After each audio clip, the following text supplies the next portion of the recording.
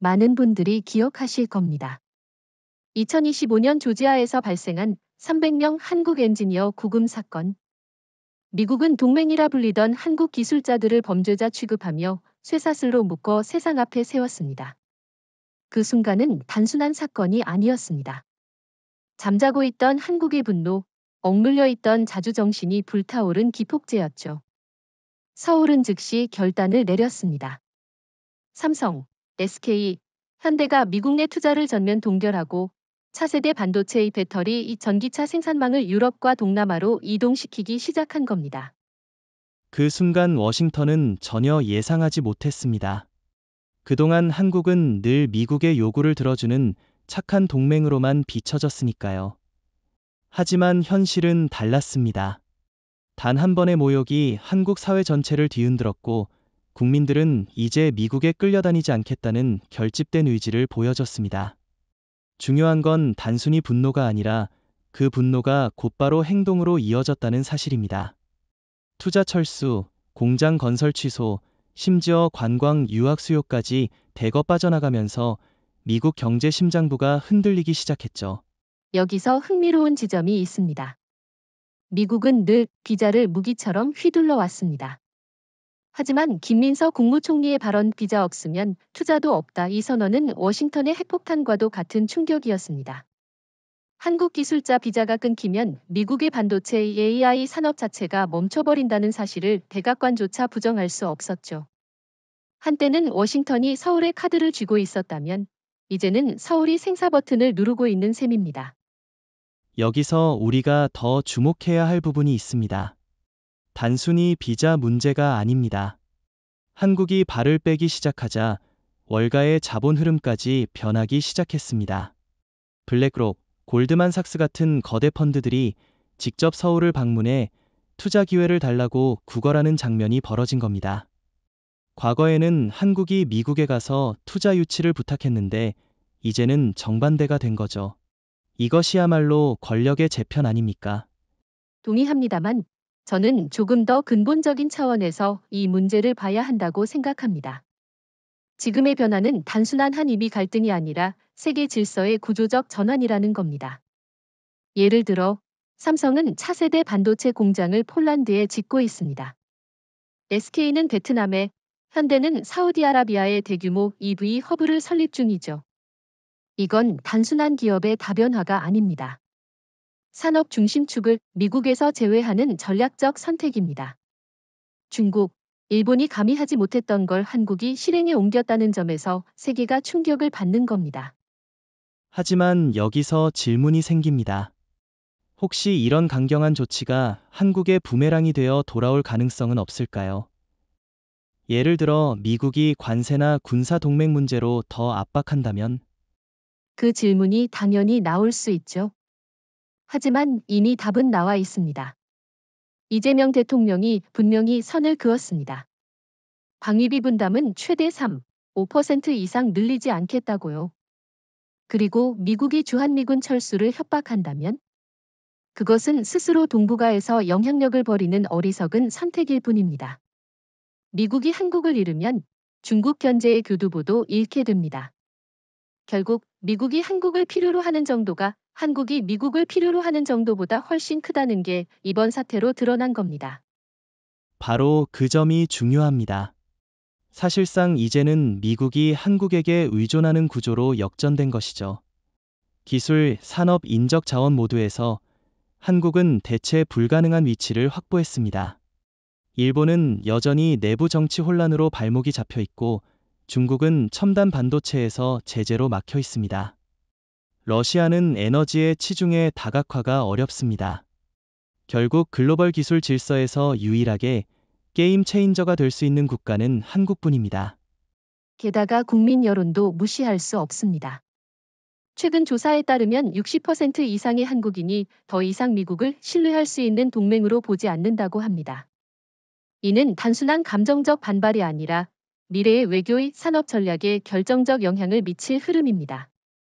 국민이 등을 돌린 동맹은 지속될 수 없습니다. 관광객 감소, 유학 수요 감소, 미국 제품 불매 이 모든 현상이 이미 현실이 되었죠. 매일 수천억 원의 손실이 미국 경제에서 사라지고 있는 겁니다. 우리가 도달하는 결론은 분명합니다. 한국 없는 미국은 더 이상 초강대국이 아니다. AI, 반도체, 전기차, 에너지, all of these sectors. 한국이 없다면 미국은 경쟁력을 잃습니다. 워싱턴은 이제야 비로소 깨닫기 시작했죠. 서울이 단순한 파트너가 아니라 생명선이라는 것을 말입니다. 사실 미국은 한국을 얕잡아 본 겁니다. 300명의 한국 엔지니어를 한꺼번에 불법 이민자 취급하고 쇠사슬에 묶어 구치소에 가둔 그 장면은 단순한 법 집행이 아니었습니다. 그건 동맹을 모욕하는 행위였고 70년 넘게 이어진 한미 관계의 신뢰를 산산이 조각낸 도발이었죠. 워싱턴은 이를 통해 한국 기업을 더 강하게 압박할 수 있을 거라 착각했지만 그 순간 깨어난 것은 바로 한국인의 집단적 분노였습니다. 저는 그 장면을 보면서 떠올렸습니다. 사자도 자고 있을 때는 온순해 보일 수 있지만 발을 밟는 순간 누구도 감당할 수 없는 포효가 터져 나온다는 사실을요. 그리고 그 포효는 곧바로 행동으로 이어졌습니다. 삼성, SK, 현대가 한 목소리로 미국 내 투자를 동결하고 이미 착수했던 프로젝트들마저 줄줄이 접기 시작했습니다. 예를 들어 삼성은 텍사스 테일러 공장 확장을 사실상 멈춰버렸고 SK는 조지아 전기차 배터리 라인의 신규 설비 계획을 백지화했습니다. 현대 역시 엘라베마와 조지아 EV 프로젝트를 축소하며 중동과 유럽으로 눈을 돌렸습니다. 이것이야말로 워싱턴이 상상조차 못했던 결과 아닙니까? 여기서 중요한 건 단순히 기업 차원의 결정이 아니라 국가 차원의 전략이라는 겁니다. 이재명 대통령과 김민석 국무총리가 미국의 공식 사과 없이는 비자 문제도 투자 문제도 논의하지 않겠다고 못 박았죠. 비자가 막히면 미국 내 반도체, 배터리 라인이 서고 결국 미국 경제의 맥박이 끊어집니다. 그간 미국이 한국을 향해 흔들던 채찍이 이제는 완전히 부메랑이 되어 돌아온 셈입니다. 하지만 일부에서는 이런 한국의 대응이 너무 과격한 것 아니냐는 지적도 있습니다. 동맹 관계를 끊는 것 아니냐, 미국이 더 강한 보복을 하면 어쩌나 이런 우려 말이죠. 그런데 저는 오히려 이렇게 되묻고 싶습니다. 미국이 이미 우리 기술자를 수갑 채워 끌고 갔는데 더 무슨 동맹을 논할 수 있습니까? 한국은 지금까지 지나치게 참아왔을 뿐입니다. 그리고 지금은 참을 수 없는 선을 넘어섰으니 단호하게 맞서는 게 정답입니다. 게다가 미국이 선택할 수 있는 보복 수단도 생각보다 많지 않습니다. 관세? 이미 트럼프 대통령이 25% 관세를 들이대며 협상했지만 그 결과는 어땠습니까? 한국 기업들은 오히려 공급망을 동남아와 유럽으로 옮기며 탈미국 전략을 가속화했습니다. 군사 협박? 주한미군 철수? 그것은 곧 미국 스스로 중국의 동북아 패권을 내주는 꼴입니다.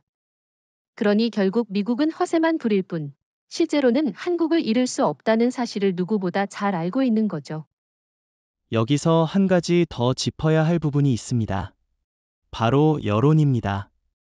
조지아 사태 이후 한국 국민들의 반미 감정이 폭발적으로 상승했습니다.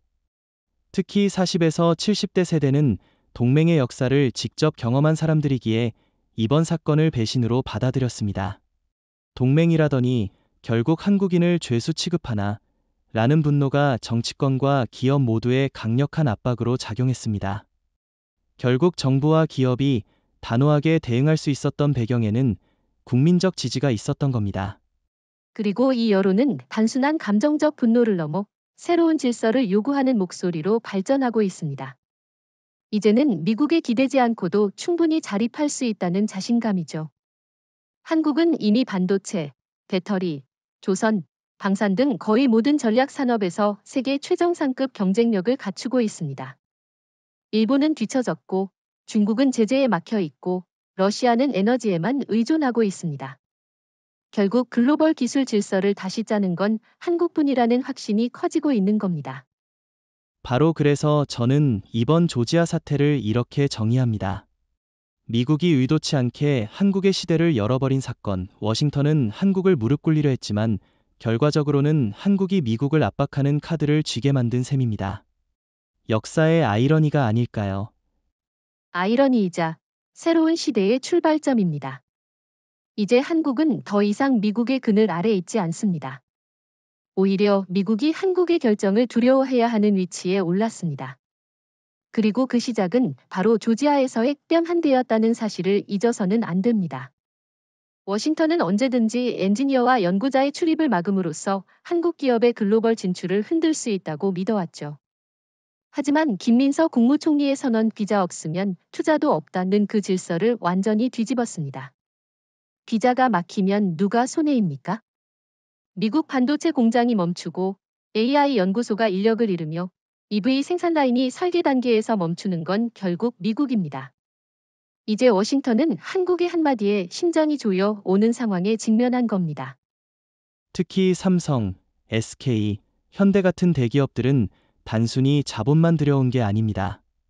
수천 명의 고급 엔지니어, 연구자, 숙련된 기술자들이 함께 들어와야 공장이 돌아가죠. 미국이 비자를 막아버리면 그 순간 미국 땅 위에 수백억 달러짜리 시설이 그냥 철덩어리로 변하는 겁니다. 이건 마치 심장을 이식해놓고 혈관을 막아버린 꼴이죠. 그래서 김민서 총리의 발언이 워싱턴을 가장 아프게 찔렀던 겁니다. 여기에 더 흥미로운 건 미국이 비자 카드를 쓰려다 오히려 스스로 덫에 걸렸다는 점입니다. 조지아 사태 이후 미국은 한국 엔지니어 없이도 할 수 있다는 듯 허세를 부렸지만 곧 현실을 깨달았습니다. ASML의 극자외선 장비를 돌릴 수 있는 사람, HBM32 메모리의 공정 라인을 세팅할 수 있는 사람, AI 연산용 패키징을 설계할 수 있는 사람, 그 모두가 한국인이라는 사실 말입니다. 그들의 출입을 막는 순간 미국이 자랑하던 실리콘밸리는 한순간의 껍데기만 남게 됩니다. 그렇다고 해서 미국이 쉽게 무릎을 꿇을까요?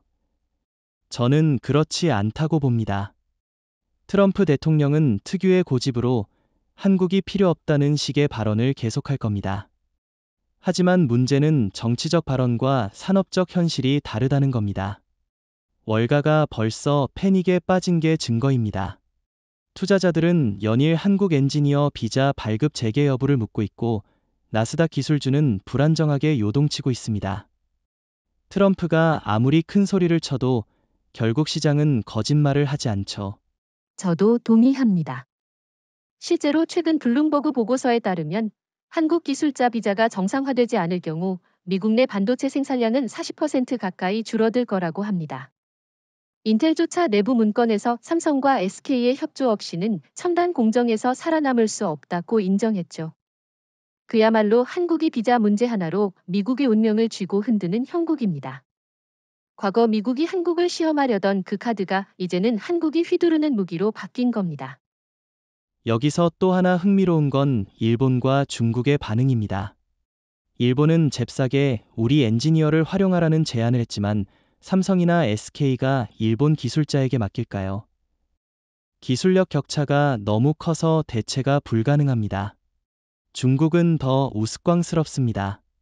우리 인재를 빌려 쓰라는 제스처를 보였지만 미국은 기술 유출 우려 때문에 단칼에 거절했습니다. 결국 대체 불가능한 건 한국 엔지니어뿐이라는 사실이 다시 확인된 겁니다. 사실 세계 경제의 심장은 공급망에 있습니다. 원자재에서 부품, 그리고 최종 제품에 이르는 모든 과정이 촘촘하게 얽혀 있죠. 그런데 그 심장 줄기를 한국이 쥐고 있다는 사실을 미국은 조지아 사태 이후에야 깨달았습니다. 삼성은 반도체 생산 거점을 폴란드로 이동시키고 SK는 베트남을 아시아 배터리 허브로 키우며 현대는 사우디와 아랍에미리트의 전기차 메가 프로젝트를 추진했습니다. 한마디로 한국은 공급망의 혈액을 서서히 미국에서 빼내 다른 지역에 흘려보낸 겁니다. 그 결과가 무엇일까요? 바로 월가의 공포입니다. 공급망은 눈에 보이지 않지만 시장은 즉각 반응합니다. 삼성의 폴란드 공장 착공 소식이 들리자 유럽 증시는 폭등했지만 뉴욕 증시는 즉각 흔들렸습니다. 단순히 공장 하나가 옮겨간 것이 아닙니다.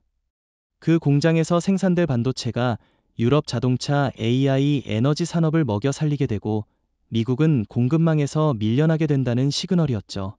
월가 투자자들은 이 흐름을 탈미, 공급망 시나리오라 부르며 경계하고 있습니다. 여기서 더 중요한 건 한국이 단순히 투자처를 옮기는 것이 아니라 전략적 파트너십을 재편한다는 점입니다. 예컨대 SK가 베트남에 세운 배터리 라인은 단순한 공장이 아닙니다. 인도네시아의 니켈, 호주의 리튬, 한국의 양극재 기술이 합쳐져 완성된 신 배터리 동맹의 심장부죠. 과거엔 이런 동맹의 중심에 늘 미국이 있었는데 이제는 서울이 중심입니다.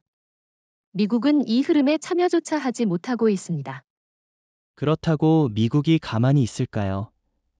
트럼프 대통령은 한국 기업이 떠난 자리를 미국 기업으로 채우겠다고 했지만 현실은 냉혹합니다. 인텔이나 GM, 포드가 삼성, SK, 현대의 빈자리를 채울 수 있을까요? 반도체는 기술력이 부족하고 배터리는 생산 단가가 경쟁력이 없으며 전기차는 글로벌 신뢰를 이미 잃었습니다. 결과적으로 미국 기업이 설 자리는 점점 좁아지고 한국 기업은 글로벌 공급망을 주도하는 자리에 오르게 되는 겁니다. 저는 여기서 월가의 반응을 주목하고 싶습니다. 블랙록, JP모건, 골드만삭스 같은 거대 자본이 벌써부터 서울에 직접 사무실을 늘리고 있습니다. 그들의 관심은 뉴욕이 아니라 서울 증시, 코스피, 코스닥입니다. 돈의 방향은 언제나 권력의 방향을 보여줍니다. 그 돈이 지금 어디로 향하고 있습니까? 바로 한국입니다. 결국 공급망 재편은 단순한 산업의 문제가 아니라 금융 패권의 이동까지 의미하는 겁니다.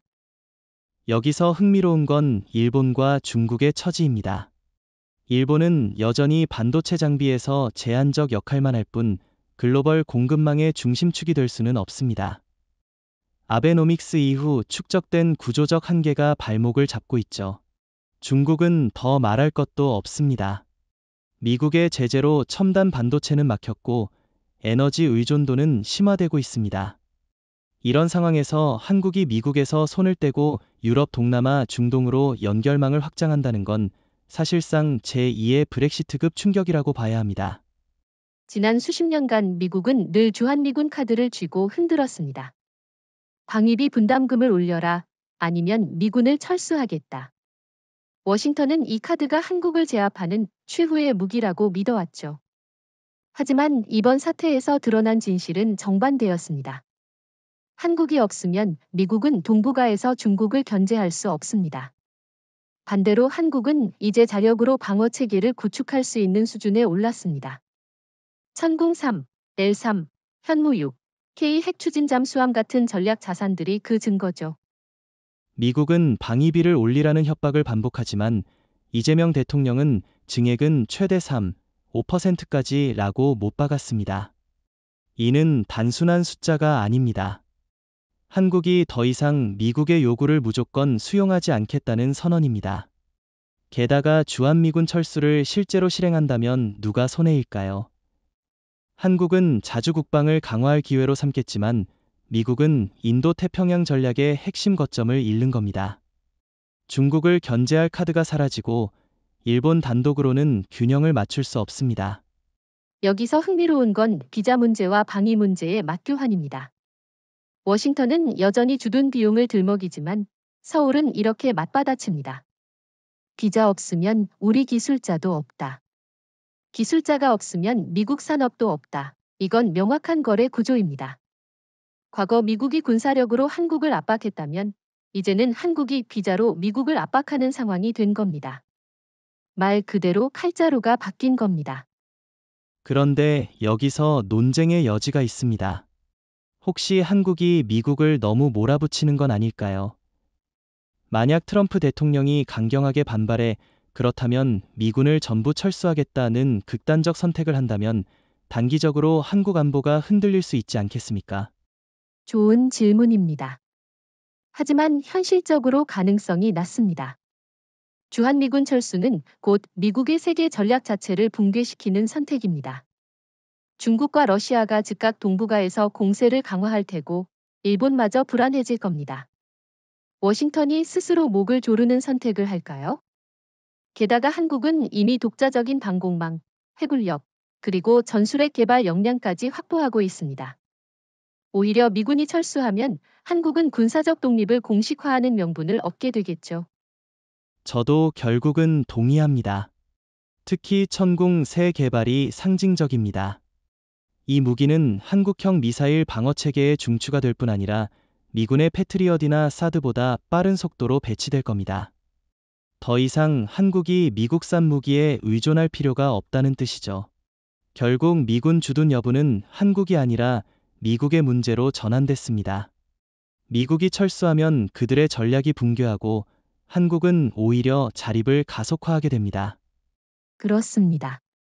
미국이 진짜 필요로 하는 건 한국의 땅에 있는 기지가 아니라 한국인 기술자의 머리와 손입니다. 반도체 엔지니어 1명, 배터리 연구원 1명이 사실상 미군 한 개 여단보다 더 큰 가치를 가진 시대가 된 겁니다. 비자 없이는 이 인재들이 움직이지 않고 인재 없이는 미국 산업이 멈춥니다. 한국이 방위비 협상에서 밀릴 이유가 전혀 없는 겁니다. 저울은 완전히 뒤집혔습니다. 과거엔 한국이 미국의 군사력에 의존했지만 이제는 미국이 한국의 기술력에 의존합니다. 워싱턴이 이를 인정하지 않으면 공급망은 계속 빠져나갈 것이고 동북아 전략은 무너질 겁니다. 저는 이것이야말로 한미 관계의 새로운 정의라고 생각합니다. 군사보다 기술, 기지보다 비자. 트럼프 대통령은 조지아 사태 이후 한국을 압박하기 위해 또 다른 카드를 꺼내 들었습니다. 바로 3,500억 달러, 한국 돈으로 약 480조 원 규모의 투자 협정이었죠. 그는 이를 미국 산업 부흥을 위한 동맹의 헌신이라고 포장했지만 실상은 강탈에 가까웠습니다. 투자처도 수익 분배도 의사 결정권도 모두 미국이 쥐고 한국은 돈만 내라는 구조였습니다. 쉽게 말해 서울 보고 돈 내고 입 닥치라는 요구였죠. 그리고 이재명 대통령은 그 요구를 단칼에 거절했습니다. 대통령은 이것은 협정이 아니라 굴종이며 한국 경제의 자살 행위라고 규정했죠. 그 발언이 나오자마자 국내 언론은 경제 주권 수호라는 표현을 썼습니다. 미국은 충격에 빠졌습니다. 과거 같으면 한국이 울며 겨자 먹기로 서명했을 텐데 이제는 상황이 달라진 겁니다. 기술력과 공급망을 쥐고 있는 한국은 굴복할 이유가 전혀 없었으니까요. 여기서 중요한 건 미국이 이 돈을 왜 필요로 했느냐입니다.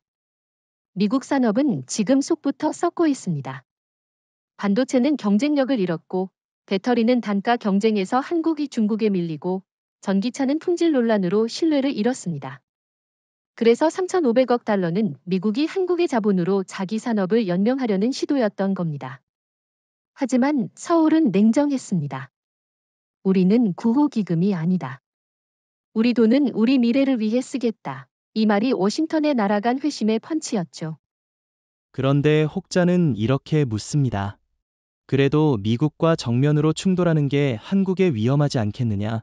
하지만 저는 오히려 이렇게 반문하고 싶습니다. 만약 한국이 미국 요구를 들어줬다면 어떻게 됐을까요? 480조 원이라는 천문학적 자금이 미국으로 흘러들어가면 한국의 산업 투자 여력이 급격히 줄어듭니다. 반면 미국은 그 돈으로 자국 기업을 보조금처럼 살려냈겠죠.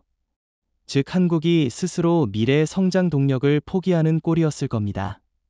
거절은 선택이 아니라 필연이었습니다. 그리고 거절은 단순한 불복이 아니라 새로운 메시지를 전 세계에 보낸 겁니다. 이제 한국은 더 이상 끌려다니지 않는다. 유럽이 즉각 반응했습니다. 독일과 프랑스는 한국과 새로운 공동투자 협약을 추진하기 시작했고 아랍에미리트와 사우디는 오히려 더 많은 자본을 한국에 집어넣고 있습니다. 한국이 미국을 거절하자 전 세계 자본이 한국을 안전한 투자처로 인정하기 시작한 겁니다. 여기서 일본과 중국의 입장은 더욱 초라해집니다. 일본은 아직도 미국에 예속된 상태에서 자율적 결정을 내리지 못하고 있습니다. 이시바 총리가 미국과 협력을 강화하겠다고 말했지만 사실상 워싱턴의 하수인에 불과하다는 이미지만 강화됐습니다. 중국은 또 다른 문제에 봉착했습니다. 자본은 많지만 한국과 같은 신뢰성을 확보하지 못했습니다. 따라서 유럽과 중동의 자본은 한국을 택했고 중국은 외면당하고 있는 거죠. 3,500억 달러 거부는 한국이 단순히 미국의 요구를 뿌리친 사건이 아니라 세계 경제 지형을 재편하는 계기가 됐습니다. 미국은 투자 협정 실패로 국내 정치적 타격까지 입었습니다. 공화당과 민주당 모두 한국을 잃는 건 국가적 재앙이라고 비난했지만 이미 기차는 떠났습니다. 이제 세계의 자본은 서울로 향하고 있고 워싱턴은 빈손으로 남겨진 겁니다. 저는 이 사건을 이렇게 정의하고 싶습니다. 돈으로 한국을 묶으려 했던 미국, 오히려 돈으로 한국의 독립을 확인하라. 트럼프 대통령의 요구는 한국의 자존심을 건드렸고 결과적으로 서울은 경제 주권을 전 세계에 선포하는 계기를 잡았습니다. 이제 한국은 더 이상 돈을 빼앗기는 약소국이 아니라 돈의 흐름을 결정하는 주도국입니다. 불과 몇 년 전까지만 해도 한국 기업이 뉴욕을 찾아가 자본을 요청하던 시절이 있었습니다. 하지만 조지아 사태 이후 모든 것이 뒤집혔습니다. 이제는 블랙록, 골드만삭스, JP모건 같은 월가의 거대 자본들이 직접 서울로 날아와 투자를 간청하고 있습니다. 상황은 극적으로 바뀐 겁니다. 미국이 한국의 돈과 기술을 원하던 시대에서 이제는 미국 자본이 한국의 문을 두드리며 제발 기회를 달라고 고개를 숙이는 시대가 열린 겁니다. 정말 아이러니하죠.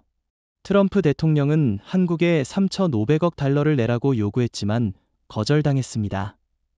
그 직후 벌어진 현상이 바로 미국 자본이 한국을 찾아온 겁니다. 왜냐고요? 월가는 잘합니다. 반도체, 배터리, 전기차, AI, 이 모든 미래 산업의 심장이 서울에 있다는 것을요. 미국이 아닌 한국이 향후 10년 세계 성장의 엔진이 될 거라는 사실을 투자자들이 먼저 깨달은 겁니다. 그래서 그들은 워싱턴보다 먼저 움직였습니다. 여기서 중요한 포인트가 있습니다. 한국은 이제 더 이상 투자 유치에 목매지 않습니다. 삼성, SK, 현대는 이미 막대한 현금을 쌓아놓고 있고 중동, 유럽, 아세안의 자본이 줄줄이 서울로 들어오고 있습니다. 그러니 한국 정부와 기업은 월가의 제안을 선택적으로 받아들입니다. 조건이 불리하면 단칼에 거절하죠. 실제로 최근 블랙록이 제안한 미국 내 AI 데이터 센터 공동투자건은 한국 측이 거절했습니다. 이유는 간단합니다. 기술 주도권을 미국에 넘길 수 없다. 이제는 투자자가 한국의 조건에 맞춰야 하는 시대가 된 겁니다. 그렇다고 미국 자본이 그냥 물러설까요? 아닙니다. 그들은 심지어 한국 정치권과 학계까지 접촉하며 투자 기회를 달라고 설득하고 있습니다. 월가 자본이 스스로 로비스트가 되어 한국의 눈치를 보는 모습은 불과 5년 전만 해도 상상할 수 없던 장면입니다. 과거에는 한국이 규칙에 맞추어 움직였지만 이제는 세계 자본이 한국의 규칙에 적응하는 구조로 바뀌었습니다. 그리고 이것은 단순한 금융 현상이 아니라 권력 구조의 전환입니다. 돈은 항상 권력을 따라가지만 때로는 돈이 권력을 바꾸기도 합니다.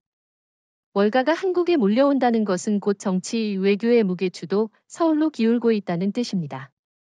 워싱턴의 협상력이 약해지고 서울의 발언권이 강화되는 건 필연적인 수순입니다. 여기서 일본과 중국의 상황을 비교해보면 더욱 극적입니다. 일본은 자본시장이 여전히 정체돼 있고 초저금리 정책에 묶여 글로벌 자본을 끌어오지 못하고 있습니다. 중국은 정치 리스크 때문에 서방 자본이 외면하고 있습니다. 이런 가운데 한국은 정치 경제적으로 안정적이며 기술력까지 갖추고 있죠. 당연히 자본이 몰려올 수밖에 없습니다. 블랙록이 서울을 선택한 건 우연이 아니라 구조적 필연입니다. 조지아 사태는 단순히 기업과 정부의 문제가 아니었습니다. 한국 사회 전반에 걸쳐 미국에 대한 인식 자체를 바꿔놓은 결정적 사건이었죠. 여론조사에 따르면 60% 이상의 한국인이 더 이상 미국을 신뢰하지 않는다고 답했습니다. 이는 단순히 순간적 분노가 아니라 지난 수십 년간 누적된 불만과 실망이 폭발한 결과였습니다. 한국인들은 우리가 동맹이라더니 결국 이용당했구나 라는 냉정한 결론에 도달한 겁니다. 특히 40에서 70대 세대의 충격이 컸습니다. 이들은 한미동맹의 역사와 주한미군의 존재를 직접 경험하며 살아왔습니다. 과거 한국이 가난할 때 미국의 원조를 받았던 기억도 있죠. 하지만 동시에 미군 범죄 사건, 무리한 방위비 요구, 기술 협박 같은 일들을 똑똑히 목격한 세대입니다. 조지아 사태는 이 모든 불만을 폭발시킨 마지막 방아쇠였습니다. 우리를 동맹이 아닌 식민지 취급하는구나 라는 분노가 사회 전반에 퍼져나간 겁니다. 여기서 중요한 건 신뢰의 붕괴가 실제 행동으로 이어지고 있다는 사실입니다. 예를 들어 유학 트렌드가 변했습니다. 과거 한국 학생들이 가장 선호하던 유학지는 미국이었지만 이제는 영국, 독일, 프랑스 같은 유럽 국가로 이동하고 있습니다. 관광도 마찬가지입니다. 하와이, 뉴욕, LA 대신 스위스, 스페인, 동남아를 선택하는 한국인 관광객이 급증하고 있습니다. 미국산 제품에 대한 불매 움직임까지 일어나고 있죠. 저도 최근 흥미로운 데이터를 봤습니다. 미국 여행사를 통해 예약되는 한국인 관광객 수가 작년 대비 60% 이상 줄었다고 합니다. 단순히 코로나나 경기 불황 때문이 아닙니다. 조지아 사태 이후 미국 땅에 발을 딛고 싶지 않다는 정서가 확산됐기 때문이죠. 그리고 이건 단순히 항공권과 호텔 매출만의 문제가 아닙니다. 매년 수십억 달러 규모의 관광 수입이 증발하는 것이고 미국 내 일자리 수만 명이 영향을 받는 겁니다. 그뿐만 아니라 미국 대학들도 큰 타격을 입고 있습니다. 유학생이 줄어들면 학비 수입이 줄어들고 연구 인력도 부족해집니다. 과거엔 미국 대학이 한국의 인재를 흡수하는 구조였다면 이제는 한국 대학과 유럽 대학이 그 인재를 흡수하는 구조로 바뀌고 있습니다. 결국 미국의 소프트 파워, 즉 문화와 교육을 통한 영향력이 급속히 무너지고 있는 겁니다. 여기서 일본과 중국을 비교해보면 흥미롭습니다.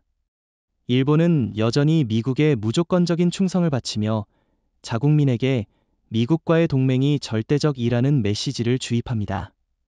하지만 정작 일본 국민 다수는 이를 믿지 않고 있습니다. 중국은 반대로 미국을 공개적으로 적대하지만 서민층은 여전히 미국의 문화와 교육을 선망하는 모순이 존재합니다. 한국은 다릅니다. 한국은 세계 최고 수준의 산업 경쟁력을 갖추었기 때문에 미국을 떠나도 두려워하지 않습니다. 그래서 신뢰 붕괴가 실제 행동으로 이어질 수 있었던 겁니다. 결국 미국이 잃은 건 단순한 이미지가 아닙니다. 한국 사회가 가진 동맹 신뢰 자산 전체가 사라진 겁니다. 신뢰가 무너지면 군사 협력도, 경제 협력도, 외교 협상도 모두 흔들립니다. 지금 워싱턴이 가장 두려워하는 건 바로 이 지점일 겁니다. 기술이나 자본보다 더 무서운 건 국민 여론의 이탈이니까요. 저는 이 상황을 이렇게 정의하고 싶습니다. 한번 무너진 신뢰는 다시 쌓기 어렵다. 미국은 동맹의 이름으로 한국을 모욕했고 그 대가로 한국 사회의 마음을 잃었습니다. 이제 아무리 투자 협정이나 방위비 협상에서 양보를 한다 해도 한국 국민은 더 이상 미국을 예전처럼 보지 않을 겁니다. 많은 분들이 반도체나 배터리 같은 첨단 산업만 이야기하지만 사실 더 치명적인 건 관광객이라는 조용한 흐름입니다. 조지아 사태 이후 한국인들의 미국 방문이 급격히 줄었고 최근 통계에 따르면 무려 60% 이상 감소했습니다. 하와이, 뉴욕, 라에 가득하던 한국 관광객이 눈에 띄게 사라지자 현지 업계는 패닉에 빠졌습니다. 왜냐하면 한국인 한 명의 지출 규모는 단순 관광객이 아니라 프리미엄 소비층에 가깝기 때문입니다. 한국 관광객은 단순히 호텔에 묵고 기념품을 사는 수준이 아닙니다. 고급 레스토랑, 명품 쇼핑, 프리미엄 투어까지 즐기며 1인당 평균 소비액이 세계 최고 수준입니다. 한 명이 쓰는 돈이 수천 달러에 달하죠. 그런데 그런 소비층이 사라진다면 어떤 일이 벌어질까요? 하와이 관광업계의 보고에 따르면 한국 관광객이 줄어든 지난 6개월 동안 약 12억 달러의 손실이 발생했다고 합니다.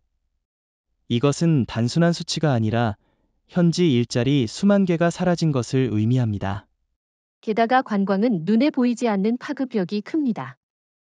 예를 들어 한 명의 한국 관광객이 하와이에서 5,000달러를 소비한다고 가정하면 항공사, 호텔, 식당, 운송업체, 쇼핑몰까지 최소 20개 이상의 업종이 그 혜택을 나눠 가집니다. 그런데 이 관광객이 사라지면 연쇄적으로 매출이 줄고 세금 수입도 줄어듭니다. 이는 곧 미국 지방정부의 재정 악화로 이어지죠. 한국 관광객 감소가 단순한 통계가 아니라 지역 경제 붕괴의 신호탄이 되는 이유입니다.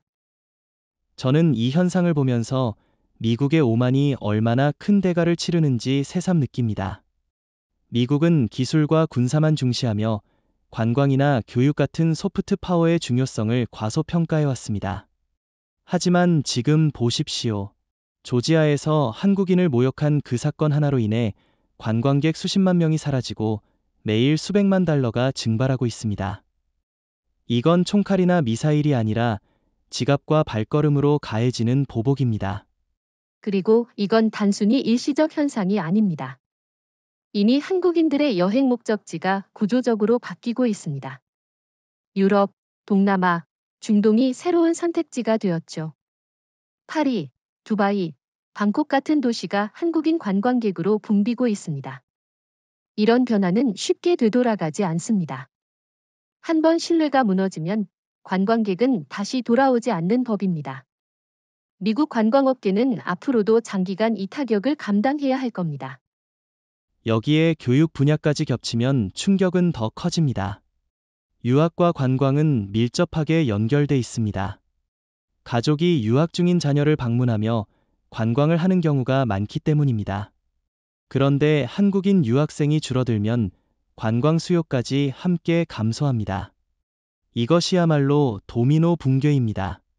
미국 대학, 항공사, 관광업계가 동시에 흔들리는 구조입니다. 일본과 중국과 비교해보면 차이가 더 뚜렷합니다. 일본 관광객은 소비력이 한국인보다 낮고 중국 관광객은 정치적 갈등으로 언제든 끊길 수 있습니다. 반면 한국 관광객은 안정적이고 고소비층이었기에 미국이 가장 선호하는 고객이었습니다. 그런데 바로 그 고객을 스스로 잃어버린 겁니다. 이건 단순한 손실이 아니라 프리미엄 시장을 잃은 겁니다. 결국 매일 사라지는 한국 관광객 한 명이 곧 미국 경제에서 수백만 달러를 빼내가는 것과 같습니다. 이건 총성 없는 전쟁입니다. 한국은 군대를 움직이지 않았지만 국민들의 발걸음 하나로 미국 경제의 숨통을 조이고 있습니다. 미국 의회는 그동안 세계의 룰메이커라 자부해왔습니다. 무역, 금융, 군사 노 룰즈 스타트인 워싱턴. 그런데 조지아 사태 이후 의회 내부의 풍경이 달라졌습니다. 공화당과 민주당 의원들이 서로 목소리를 높이며 한국 엔지니어 특별 비자를 발급해야 한다는 주장을 쏟아낸 겁니다. 불과 몇 달 전만 해도 한국인을 불법 이민자 취급하던 나라가 이제는 그들에게 특별 통행권을 주겠다며 줄을 서는 아이러니한 장면이 펼쳐진 겁니다. 정말 상징적이죠. 미국은 늘 법과 제도의 주도권을 쥐고 세계를 움직인다고 믿어왔습니다.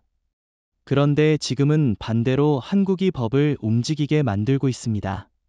의회 의원들이 왜 그렇게 다급했을까요? 간단합니다. 반도체 라인이 멈춰서고 배터리 공정이 중단되고 AI 연구소가 인재 부족으로 셧다운 위기에 몰리자 결국 워싱턴 정치인들이 압박을 느낀 겁니다. 만약 특별 비자가 없으면 그 피해는 지역구 경제로 직격탄이 됩니다. 여기서 흥미로운 건 정치적 계산입니다. 트럼프 대통령은 강경 발언을 이어가며 한국이 필요 없다고 외쳤지만 공화당 의원들조차 지역구 산업을 지키기 위해 한국 엔지니어 특별 비자를 지지하기 시작했습니다. 민주당은 말할 것도 없죠. 이미 다수 의원들이 한국과의 관계가 무너지면 미국 산업이 끝난다는 보고서를 인용하고 있습니다. 결국 트럼프 대통령의 정치적 레토릭과 의회가 직면한 산업 현실이 충돌하면서 워싱턴 내부는 분열 상태에 빠졌습니다. 하지만 여기서 논쟁이 생깁니다. 과연 한국이 이를 고지곳대로 받아들일 필요가 있느냐는 거죠. 의회가 특별 비자를 준다고 해서 우리가 무조건 고마워할 필요가 있을까요? 저는 아니라고 봅니다. 이건 선심이 아니라 우리가 요구해서 얻어낸 결과입니다. 오히려 한국은 비자가 아니라 사과가 먼저다라고 더 강하게 요구할 필요가 있다고 생각합니다. 저도 동의합니다. 특별비자라는 발상 자체가 미국의 위기감을 드러내는 증거입니다. 본질은 바뀌지 않았습니다. 한국 엔지니어가 없으면 미국 산업이 멈춘다는 사실, 그 현실이 의회를 무릎 꿇게 만든 겁니다. 한국은 이 상황을 레버리지, 즉 지렛대로 활용해야 합니다. 단순히 비자를 받아들이는 게 아니라 조건을 걸어야 합니다. 투자 조건, 기술 이전, 관세 철회까지 패키지로 요구할 수 있는 기회가 된 겁니다. 일본과 중국을 비교하면 차이가 더 극명합니다. 일본은 미국 의회가 특별 비자를 논의해줄 만큼 절실한 인재풀을 갖고 있지 않습니다. 기술적으로 한국을 따라잡지 못했기 때문이죠. 중국은 오히려 미국 의회가 차단하고 있는 대상입니다. 따라서 결국 미국이 손 내밀 수 있는 유일한 국가는 한국뿐이라는 사실이 또렷하게 드러났습니다. 이 장면은 상징성이 큽니다. 법을 만드는 자가법을 고쳐서 한국을 모셔야 하는 상황. 이것은 권력 역전의 선명한 신호입니다. 미국 의회가 한국 기술자에게 특별 비자를 주겠다는 그 순간 한국은 이미 룰메이커의 자리에 올라선 겁니다. 워싱턴은 더 이상 세계의 절대적 주도자가 아니고 서울이 게임의 규칙을 바꾸는 당사자가 된 겁니다. 미국 의회가 한국의 고개를 숙이는 시대가 열렸다는 것, 특별 비자는 단순한 출입 허가가 아닙니다. 그것은 워싱턴이 서울을 인정하는 사인이자 한국이 이제는 세계 산업과 정치의 중심임을 증명하는 사건입니다. 조지아 사태 이후 한국의 외교 나침반은 분명하게 변했습니다. 과거에는 모든 전략과 연합이 미국을 중심에 두고 설계되었습니다. 하지만 지금은 다릅니다. 서울은 워싱턴이 아니라 유럽, 아세안, 중동을 향해 연합망을 넓히고 있습니다. 이미 폴란드의 독일과의 반도체 협력, 베트남이 인도네시아와의 배터리 동맹, 사우디와의 전기차 메가 프로젝트가 가시화되고 있습니다. 이것은 단순한 사업 다변화가 아니라 새로운 국제연합의 태동입니다. 특히 눈여겨봐야 할 건 유럽의 태도 변화입니다. 독일과 프랑스는 그동안 미국 중심 질서를 당연하게 여겨왔지만 최근 들어선 한국과의 직접적인 파트너십을 강화하고 있습니다. 이유는 간단합니다. 미국은 자국 보호주의에 몰두하느라 글로벌 리더십을 상실했지만 한국은 안정성과 기술력을 동시에 제공하고 있기 때문이죠. 유럽 기업들이 삼성과 SK, 현대를 중심으로 투자 협약을 체결하는 장면은 이미 포스트 워싱턴 시대를 보여주는 단서입니다. 여기에 아세안의 역할도 큽니다. 베트남과 인도네시아는 한국을 제2의 산업심장으로 삼고 있습니다. 과거 이 지역은 미국이 중국이 주도하는 경쟁의 장이었지만 이제는 한국이 게임 체인저로 떠오른 겁니다. 특히 SK의 배터리 투자와 삼성의 전자 생산 라인 확장은 단순히 현지 고용 창출을 넘어서 아세안이 한국 중심의 공급망 네트워크에 편입되고 있다는 의미입니다. 워싱턴은 이 변화를 뒤늦게 따라가려 하지만 이미 기차는 떠난 상태입니다. 중동도 빼놓을 수 없죠. 사우디와 아랍에미리트는 미국에 대한 신뢰가 약화되자 한국으로 눈을 돌렸습니다. 왜냐하면 한국은 첨단 기술과 함께 신뢰성을 제공하기 때문입니다. 원전, 조선, 전기차 인프라, 올 분야에서 한국은 중동 국가들이 원하는 실질적 파트너입니다. 과거 중동의 선택지는 미국 아니면 중국이었지만 이제는 서울이 새로운 옵션이 된 겁니다. 여기서 흥미로운 점은 이러한 새로운 연합이 단순한 경제적 연합을 넘어서 정치 외교적 연대까지 확장되고 있다는 겁니다. 최근 유럽의회에서는 미국 중심의 경제 질서에서 벗어나야 한다는 목소리가 커지고 있고 그 대안으로 한국과의 연대를 거론하고 있습니다. 즉 한국은 단순히 산업 파트너가 아니라 새로운 질서의 축으로 인식되고 있다는 말이죠. 하지만 한 가지 우려가 있습니다. 혹시 이렇게 미국과 거리를 두고 새로운 연합에 집중하다 보면 워싱턴의 보복을 불러오지 않을까요? 예를 들어 추가 관세, 금융 제재 같은 조치 말입니다. 좋은 질문입니다. 하지만 현실적으로 그 가능성은 낮습니다. 이미 월가의 거대 자본이 한국을 찾고 있고 유럽과 중동이 한국과의 협력에 목을 매고 있습니다. 만약 미국이 한국에 제재를 가한다면 오히려 자국 기업들이 먼저 반발할 겁니다. 한국과의 연결망이 끊기면 가장 먼저 피해를 보는 쪽이 미국 기업이기 때문이죠. 따라서 미국의 협박은 이제 빈총에 불과합니다. 결국은 같은 결론에 도달합니다. 서울은 이제 더 이상 워싱턴 궤도를 도는 위성이 아닙니다. 오히려 워싱턴이 서울을 중심으로 공전해야 하는 상황이 되었죠. 새로운 연합은 이미 형성되고 있으며 한국은 그 중심에서 질서를 다시 짜고 있습니다. 한때 미국은 실리콘밸리를 내세워 세계 기술의 심장으로 군림했습니다. 그러나 조지아 사태 이후 상황은 급격히 달라졌습니다. 미국은 기술을 통제한다는 환상을 유지하려 했지만 현실은 정반대였습니다. AI 알고리즘은 한국의 반도체 칩 위에서 돌아가고 배터리 혁신은 SK와 LG가 주도하며 차세대 전기차 플랫폼은 현대가 개척하고 있습니다. 이제 기술의 주도권은 명백히 서울의 손에 들어와 있습니다. 실제로 미국 내에서 가장 큰 타격을 입은 분야가 반도체입니다. 인텔은 이미 삼성과 TSMC의 밀려 기술 격차를 따라잡지 못하고 있습니다. 그런데 한국 엔지니어 비자 문제로 인력이 막히자 미국 내 신규 팹은 껍데기만 남았습니다. 워싱턴은 우리가 여전히 반도체 패권국이라 주장하지만 극자회선, EUV, 장비를 제대로 돌릴 수 있는 사람은 한국과 네덜란드에만 있습니다.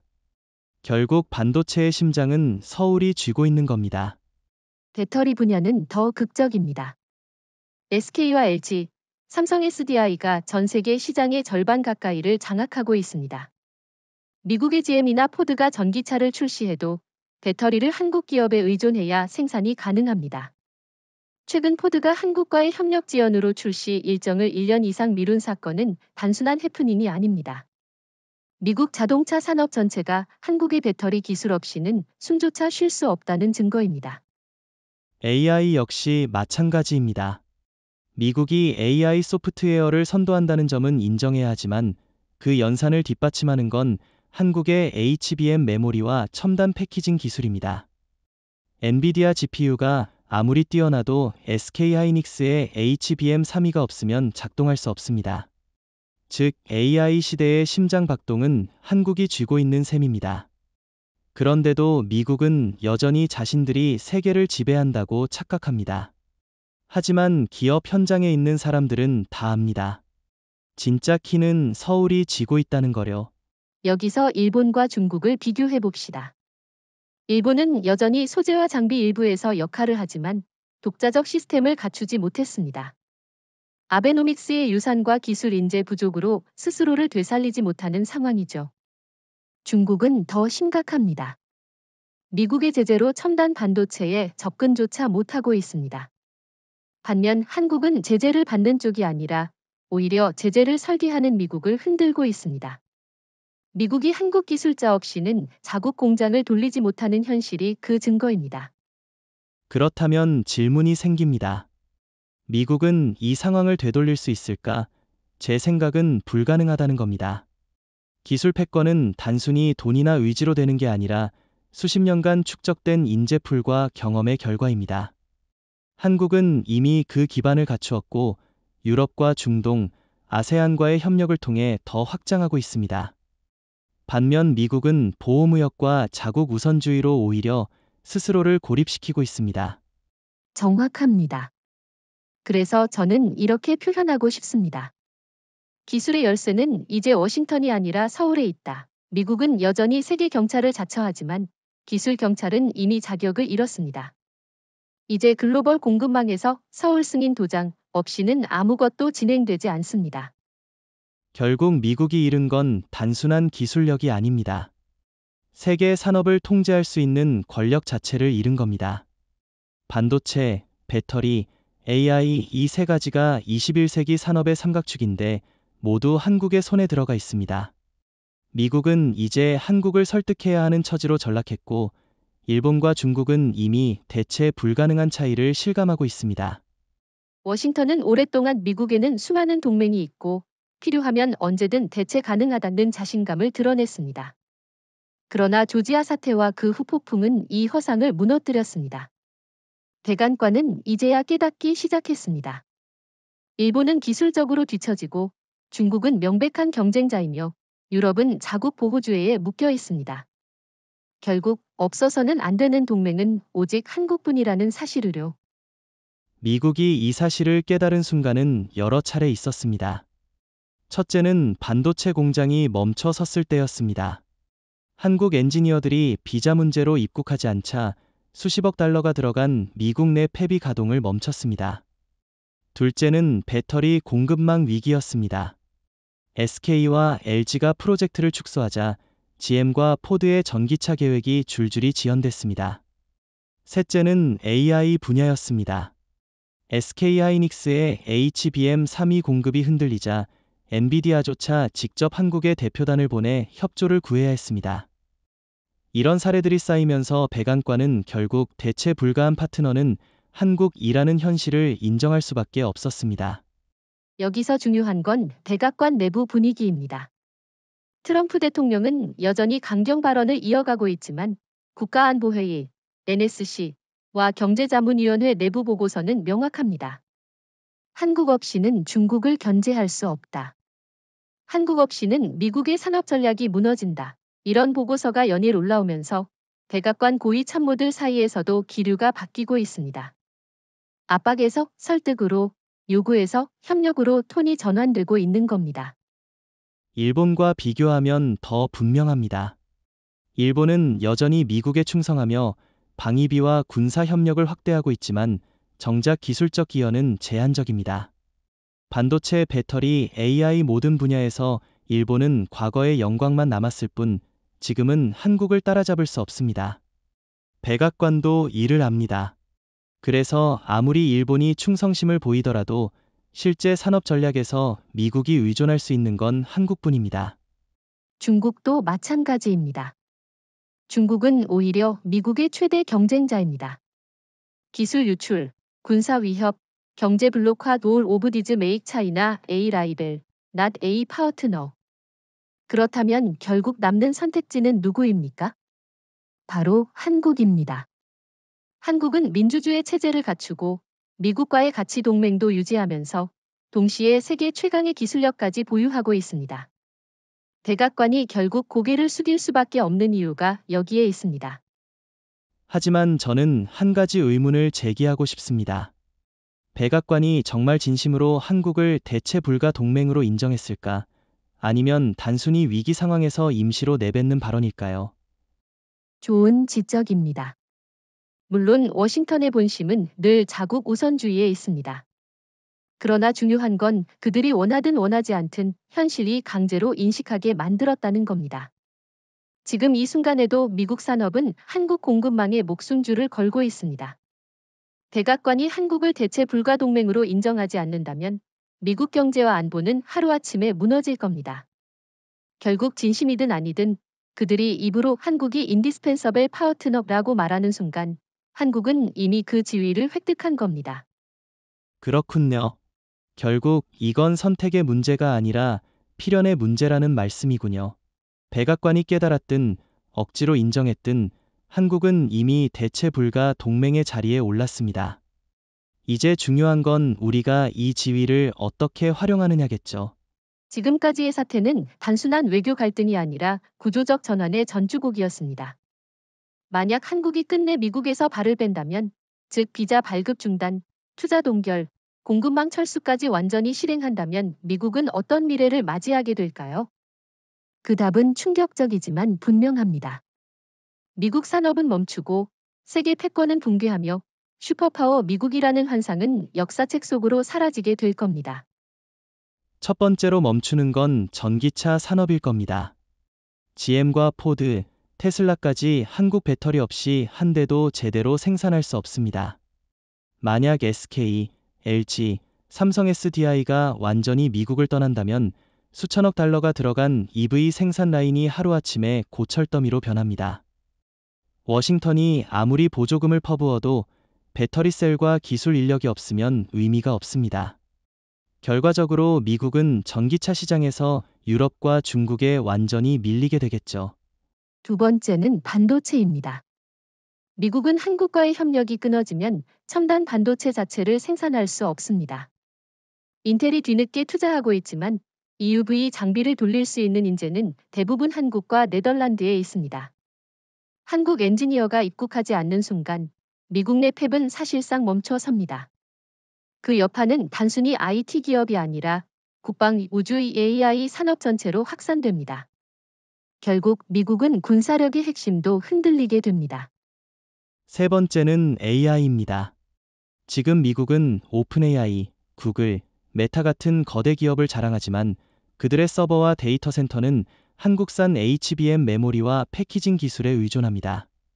한국 공급망이 끊기면 미국의 AI 혁신 속도는 급격히 떨어지고 중국과 유럽이 그 공백을 메우게 됩니다.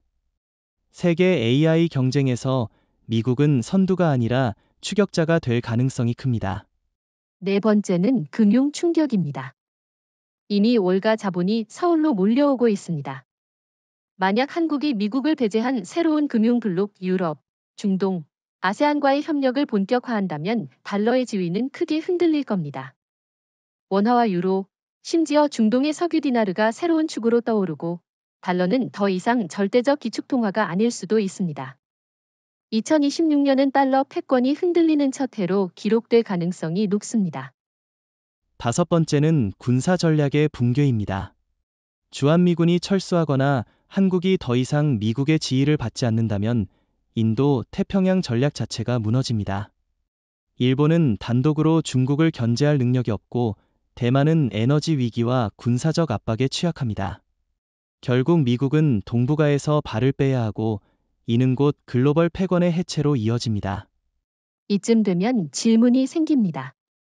정말로 미국이 이렇게까지 몰락할 수 있을까? 제 답은 그렇습니다. 왜냐하면 패권의 본질은 기술과 공급망에 있기 때문입니다. 총과 미사일보다 중요한 건 반도체와 배터리, AI입니다. 그리고 이 모든 것을 쥐고 있는 건 한국입니다. 따라서 한국 없는 미국은 단순히 힘이 줄어드는 게 아니라 초강대국의 자격 자체를 잃는 겁니다. 여기서 일본과 중국의 역할을 다시 짚어야 합니다. 일본은 기술적으로 뒤처져서 미국을 대신할 수 없고 중국은 미국과 적대 관계에 있어 대체가 불가능합니다. 결국 한국이 없으면 미국은 동맹 대체라는 옵션 자체가 없는 겁니다. 이건 단순히 한국과의 이탈이 아니라 미국 시스템 전체가 붕괴되는 상황입니다. 지난 70여 년간 세계는 워싱턴이 규칙을 만들고 나머지가 따라가는 구조에 익숙해졌습니다. 하지만 조지아 사태 이후 불과 1년 만에 이 구조가 완전히 무너졌습니다. 지금은 반대로 한국이 룰을 만들고 워싱턴이 따라야 하는 시대가 도래했습니다. 서울은 더 이상 동맹의 그림자가 아닙니다. 이제 서울은 미국의 미래를 쥔 스위치가 되었고 그 스위치를 켤지 끌지는 한국이 결정합니다. 백악관조차 이제는 인정하고 있습니다. 한국이 없으면 미국은 중국을 견제할 수 없다. 한국이 없으면 미국 산업은 서지 못한다. 이 문장이 내부 보고서에서 반복되고 있습니다. 이는 단순한 분석이 아니라 워싱턴의 공포입니다. 과거 미국은 한국에 방위비 증액이나 투자 압박을 요구했지만 지금은 거꾸로 한국이 미국의 비자 완화, 관세 철회, 기술 협력을 조건으로 내걸고 있습니다. 칼자루는 완전히 한국이 쥐고 있습니다. 여기서 중요한 건 선언의 형식입니다. 이재명 대통령과 김민서 국무총리는 외교 무대에서 단호하게 말했습니다. 우리는 더 이상 미국의 하청이 아니다. 우리는 동등하거나 그 이상이다. 이 발언은 단순한 정치적 레토릭이 아닙니다.